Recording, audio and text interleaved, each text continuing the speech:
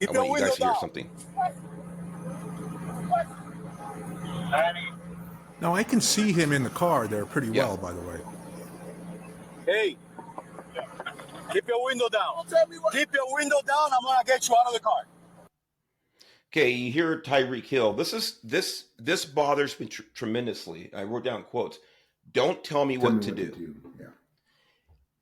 I don't care how inappropriate someone thinks an officer's behavior is. Matter of fact, the worse you think an officer's behavior is, I think, in my opinion, the less you should be egging the officer on or exhibiting a confrontational personality or behavior. Don't tell me what to do. No, as a matter of fact, again, we talked about tactics to this point, and those are certainly up for debate and the discussion that we've had. But outside of that, the officer has every legal right to be making this enforcement contact. And for his safety and for the efficiency of the encounter, the officer has every right to give directives to the violator. You can litigate those directives later on. You can file complaints about the directives, absolutely. But the officer has total legal standing to give directives. Roll your window down. Now, he doesn't have to explain why. Roll your window down for my safety so I can see what's going on in there, or at least so I can get the information from you. I can explain to you why I stopped you. I can hear your voice for your explanation or any questions you have. These are all simple, basic things that anybody should be aware of and willing to do if they get pulled over by a police officer. So when this guy, Tyreek Hill, tells the officer, don't tell me what to do, again, I would really like for the listeners to think about that. For those of you who have not been police officers, I get it. It's hard to put yourself in the boots of those motor officers. But as a police officer, when you have a violator tell you something to the effect, don't tell me what to do, you can imagine the level of stress that puts the officer under. I can tell you 100% from experience, for having this happen to me 100 times or more, probably 500 times, I'm immediately spinning things up in my mind about what are my next legal and within policy options to bring this contact to a safe end. Because if this person tells me they're not going to comply about anything, I have to assume they're not going to comply about anything, everything. So, that's my take on it there. And I don't know if Danny, Bill, you have anything on about the don't tell me what to do comment, but that's my take on it. Well, Mark, now I 100% agree with you. And remember, any audience that's listening to us, if you haven't been in a police officer's shoes, obviously a lot of this doesn't make sense to you. And because,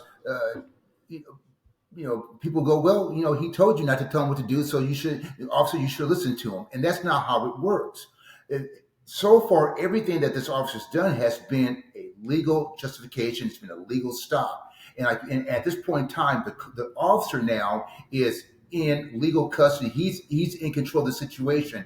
And Tyreek Hill is trying to tell him, no, you aren't. And so once again, that to me draws out a red flag. What else is going on here? What's going on with this person here? What is this person thinking?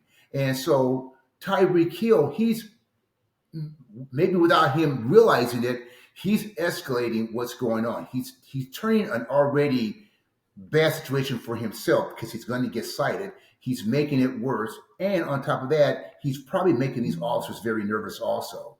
So I agree with you 100%, Mark, on what you said.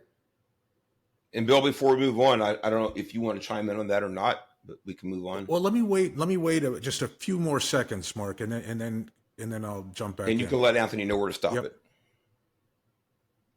As a matter of fact, get out of the car. Right there. Get out of the car. There. So listen, what we have here is, to me, it's not about officer safety. It's about a battle of two egos. That's all this is. It's a battle of two egos. We have a suspect in the car saying, don't tell me what to do. And when he's saying that, I mean, you can look at the picture right there. The window is partially down. And he says, keep your window down or we're going to get you out of the car. And then his ego kicks in And he says, as a matter of fact, right? And I think that's a key phrase. As a matter of fact, get out of the car. He just makes a decision that, I'm going to be honest with you, the window's partially down.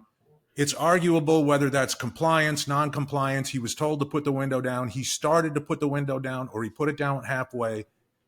The ego kicked in, and it was no longer, it wasn't like do this, or it was, you know what? It doesn't matter whether you do this or not now. I've told you to do something. You're getting out of the car. And I think this escalation of egos on both sides is what's to blame here. Well, again, I couldn't agree more that there's definitely there's a confrontation here building from both parties here, and the ego thing. Listen, again, how many thousands of stops did I make? I can't count. And was my ego involved in almost every single one of them? Absolutely. In other words, the word ego is sometimes, I think in this case, it's a good example where it certainly played a heavier role in the officer's behavior than it should have. But my ego was involved in every time, but ego in the sense of, I know by law that I have to be in control of the situation, that I have to, quote unquote, win whatever confrontation may take place. If not, things are going to be very, very ugly. So if you don't have some legal level of ego, some level of confidence, some level of self-confidence about controlling situation, things can end very ugly for an officer or for both parties involved. In this case, could the officer have used a different approach and still won the ego battle? Yeah, absolutely. Yeah. And we're going to see that in a minute. So yeah, because I think, Mark, I almost would take the opposite point on that, where I think it's a lack of self-confidence on the officer's part that causes him to escalate. Well, maybe, Bill. I don't know. I don't know if it is. I don't know if it's lack of self-confidence. I don't know that. Look, the officer is a 27-year veteran, and that by itself, that really paints a very important part of the picture, that he's very experienced in, obviously, traffic stops and other types of enforcement contacts. Does he handle every single one like this? I probably doubt it, but I think that having 27 years in the job, and again, we're looking at this virtually on the video. We weren't there. There's certainly subtle things that happened that he saw, that he heard, that he sensed that we simply don't have the ability to do. And may have that sent him in a direction that we think is maybe questionable. Maybe, I don't know. But he's been around for a long time. If this were a cop that had been on the job for 7 months, I might have a different opinion about that. But this is a seasoned veteran, and there's no doubt that you have two strong-willed people here. The thing is, I know I keep going back to this, but if you're strong-willed as a violator, I'm sorry, that's when problems start. You can have the most aggressive, I mean verbally aggressive, I don't mean physically, but you can have the most aggressive officer, the least diplomatic officer in the world. But again, 99.999 times out of 100, if you simply comply with whatever gruff commands he or she gives you, you'll just drive home and have your ticket or verbal warning, whatever it is. There's a reason that this went sideways, and it was not initiated by the officer